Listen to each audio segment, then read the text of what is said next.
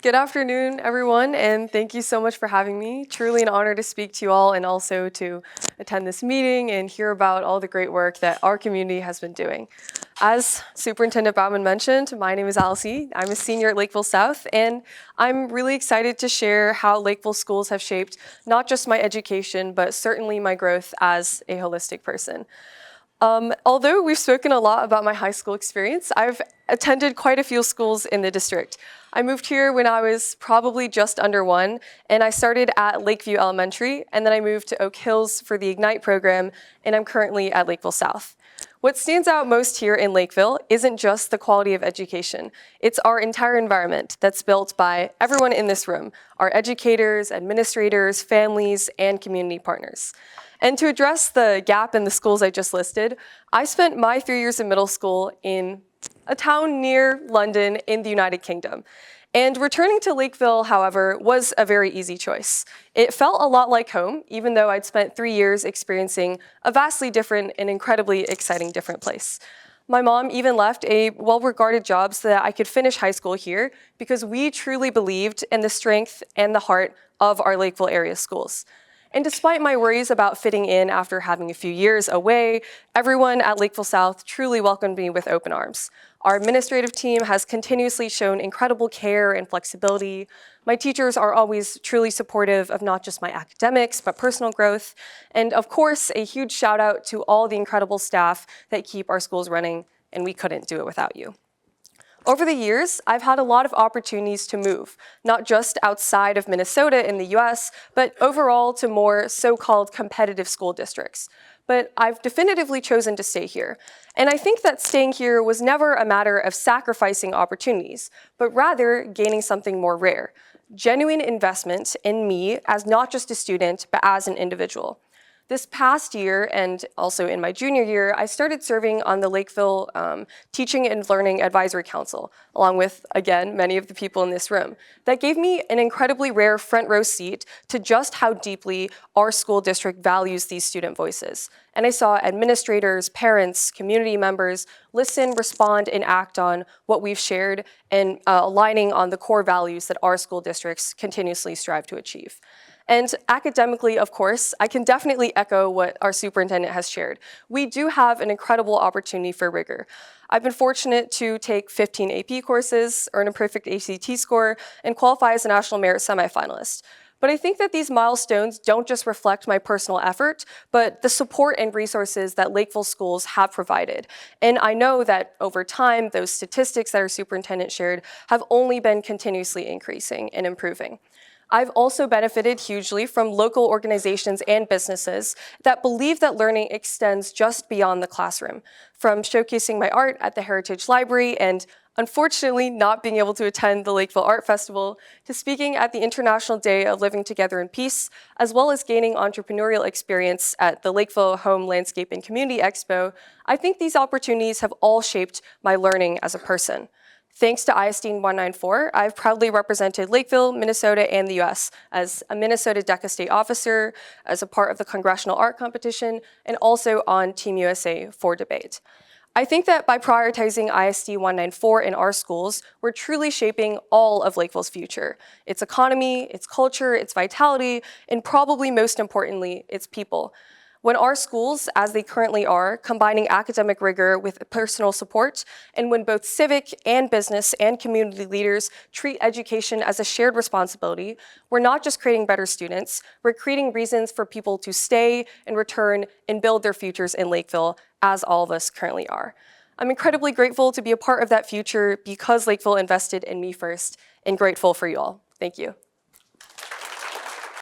I've tried to do, I guess some people are calling it Baumann 2.0. I don't know if that's true, but there is a 2.0.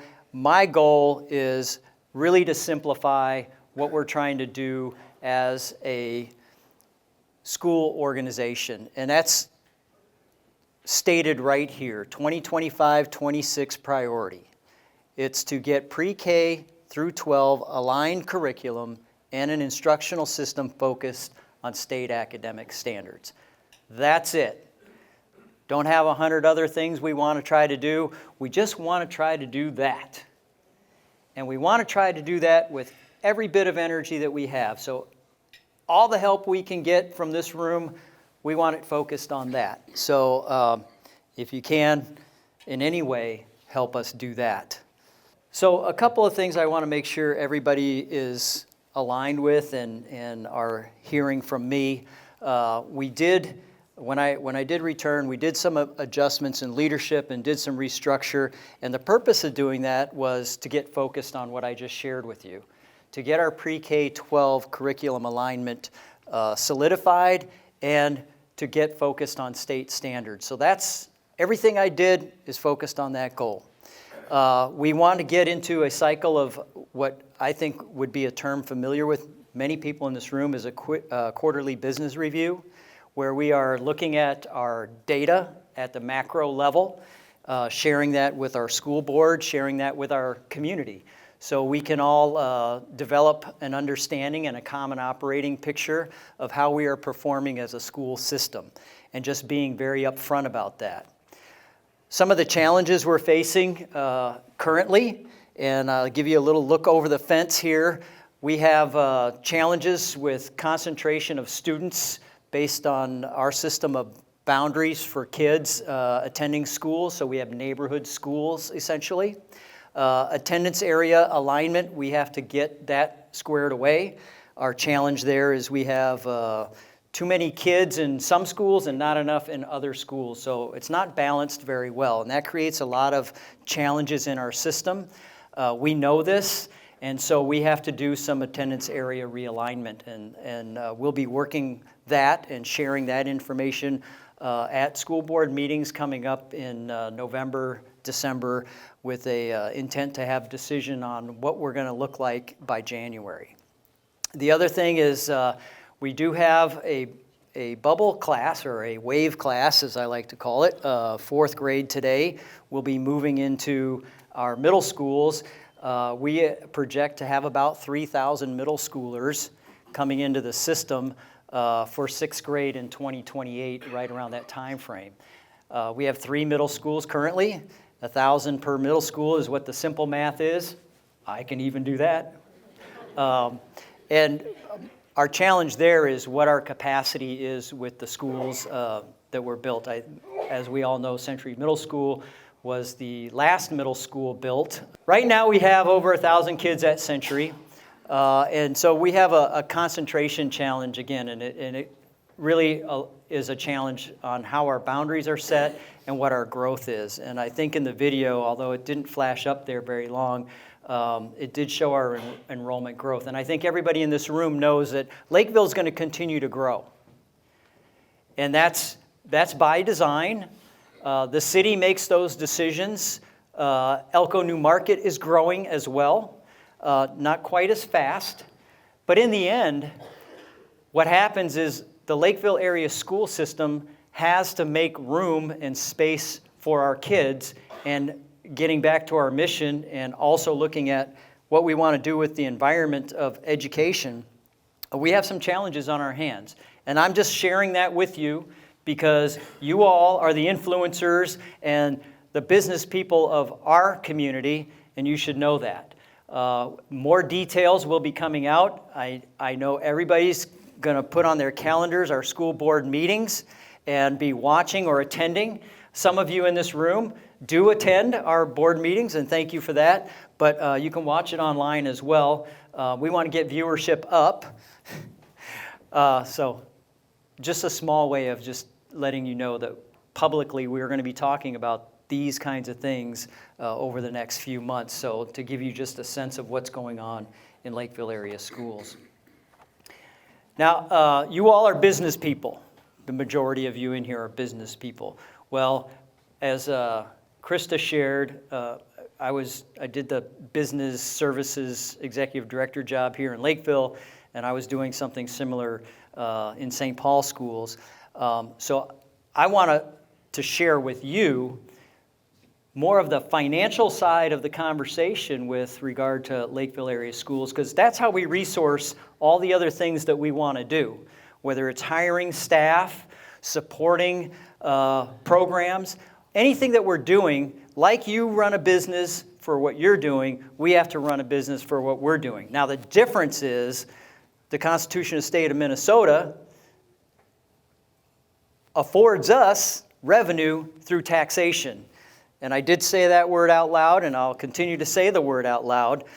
We want to be good stewards of our community's dollars and our state's dollars to help build our nation in a positive way.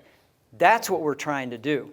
So I often get asked questions about school finance. School finance has a lot of complexities to it. So I found a sourced video that I think can help simplify and amplify kind of what we are doing financially in school systems and what the challenges are that we face with that. So I'm going to attempt to hit the right button here. After headlines across Minnesota declared record school funding in 2023, you may be asking yourself, why are so many school districts making budget cuts and going to voters for more funding? Here are the top reasons Minnesota schools are struggling to balance budgets. Number 1, inflation. Families aren't the only ones feeling the impact of rising costs. For school districts, the costs of labor, health insurance, property insurance, and school bus transportation continue to rise.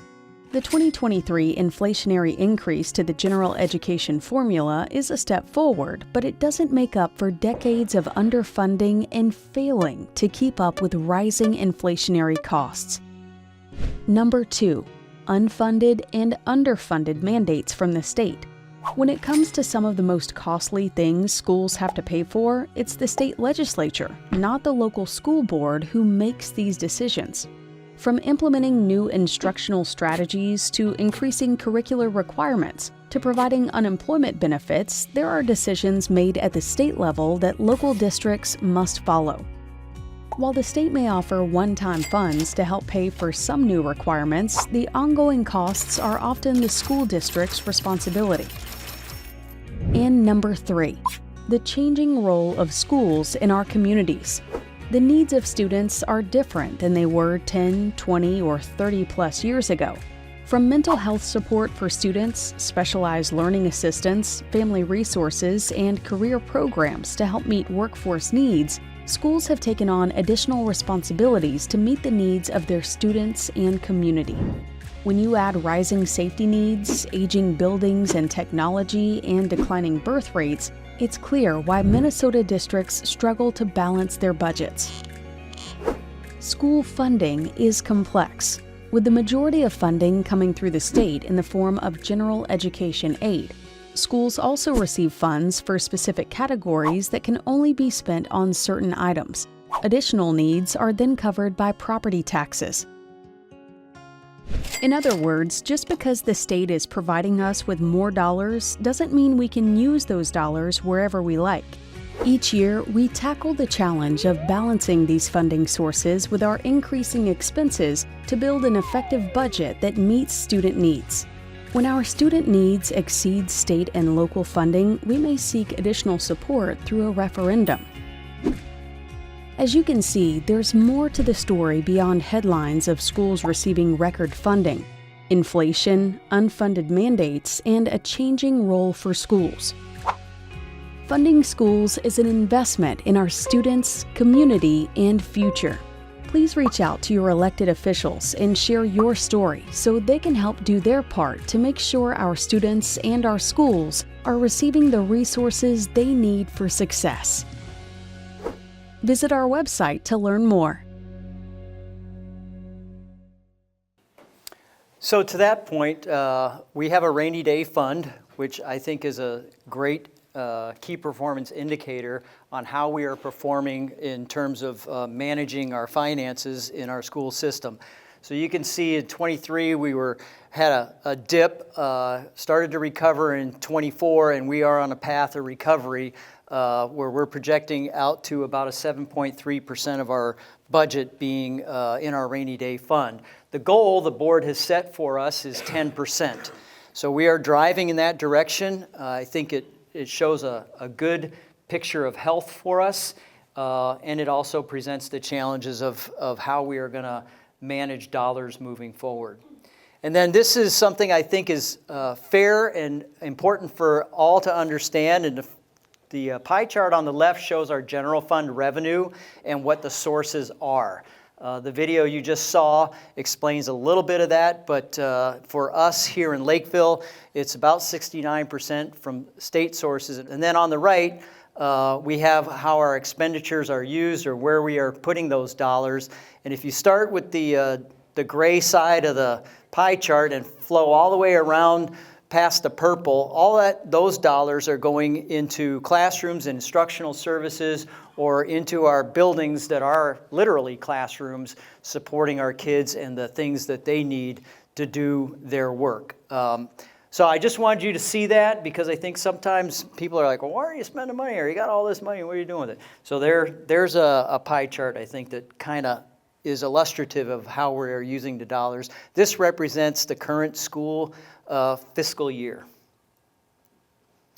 Now, as you all are aware, we do have a levy renewal coming, and I just want to share a few things about the levy renewal, and first of all, some community feedback. We do a survey of using the voter profile of our community and our voters, and we have a scientific survey conducted. We did one in April of 25. Some of that was also included in the video.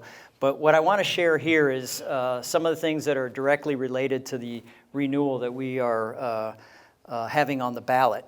And with college and career readiness, 76% of those surveyed said that career and college readiness are very important or essential, and 84% said that Lakeville area schools is doing a good or excellent job at that. With regard to educational technology, 71% say that educational technology is very important or essential in our school system, and 79% say that Lakeville area schools is doing good or excellent in using our educational technology.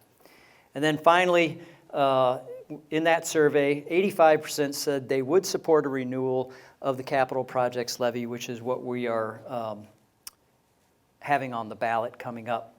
So if it passes, what are we able to do? Well, we're able to sustain and maintain and continue to do the things that our community funded us for back in 2015. And some of those things are very important. A lot of them are related to information technology, but also cybersecurity and security for physical security in our buildings. And I think everybody is keenly aware of how important and vital that is for us. Some of the things that we were able to do is imagine a school system that doesn't have an enterprise information technology system or service within its district. That is where we were before we got this levy that you all voted for back in 2015. We did not have an enterprise solution. We do now, and by that, we're able to have standardized classroom setups for our teachers and for our students, and we're able to be interactive and intentional with our learning practices using educational technology tools.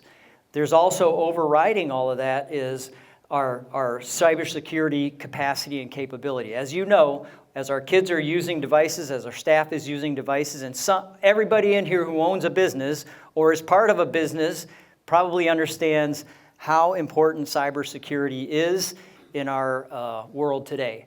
And you can imagine in education, there's the kids, and then also our families. There's also all of the people who come into our buildings and use our networks. They have to be secure. And this chart here shares with you a scope of about the devices that we have and the systems that we have that the levy passed in 2015 provided us the opportunity to have in our system. And we're just trying to keep that going in our classrooms and in our school district. Safety from a cybersecurity perspective, and also our ability to have a network that is capable, that is, we can handle a large volume on our network to support our community. If you remember in the video, we're doing about 200,000 hours of post-school community support. And when folks come into our buildings, whether they're in a crowd or they're participating in some sort of program, many people want to be online and want to be able to get online. And we've been very effective with that. And we've also been able to be secure with that in our system. And all of that came from the past levy, and all we're trying to do, again, is maintain and sustain. Some of the software equipment for STEM and career courses that we're able to do. I always like that picture on the far left because it's oxygen and acetylene. Am I speaking any welder's language in here?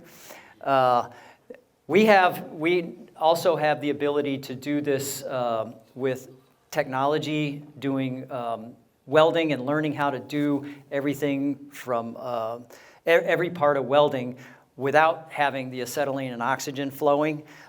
We have both of those, so they learn using a virtual system, and then they transition into doing the actual acetylene and oxygen part of welding. That's just one example. Music production, not every kid is going to be into singing, as our encore group demonstrated, or playing an instrument, but also doing music production and having the software to develop and also give our kids an opportunity to learn and get certified in that. And then graphic design, which I think everybody in here in some manner or other touches graphic design. If you're into any marketing or communications for your business, you're definitely doing those things. With physical security and technology, with this referendum, we were able to transition our security camera systems from analog to digital, and that gave us the ability to interface with other software. We did later put in our 3D system, and all of our cameras were able to patch into that and leverage the capability there. So we were very grateful for that and continue to leverage that, and we would like to keep that all online. In order to do that, we needed the referendum to do that work, get those storage servers and be able to use those. And then the other thing we were able to do with the levy from 2015, again, that we're trying to sustain, is this levy gave us the capability to get access control into our school systems, which I think has been vital and important. It's only one layer, but the return on investment for our community and for our schools is to have more security and more safety into our system. And again, the 2015 levy gave us that. But access control is one layer. We have layers inside of our buildings. We have the great relationship with our Lakeville Police Department and our SRO system. And all those things combine together for the effects that we're trying to get and creating that safe environment for our staff and our kids. No new tax increase. I would say, well, let's all say that together 3 times, but I won't do that. We're not elementary kids. No new tax increase with this. If it fails, simply in the fiscal year 27 budget, we will have to figure out how to carve out $4 million and then move forward with that adjustment. This is just a picture of what the ballot looks like in case any of you haven't had the opportunity to cast a ballot yet or are interested in casting a ballot. This is what it looks like. I would read that to you, but I think more people would head for the exits, so I won't do that. You can vote now or on November 4th. We have at the district office voting stations set up for you if you want to do early voting in person. We also have mail-in ballot opportunities. And then on November 4th, we will have all of our polling places open for your access. I want to make sure that you know where resources are. I think there's a handout that you can take with you that affords you the different sites and locations we have for information.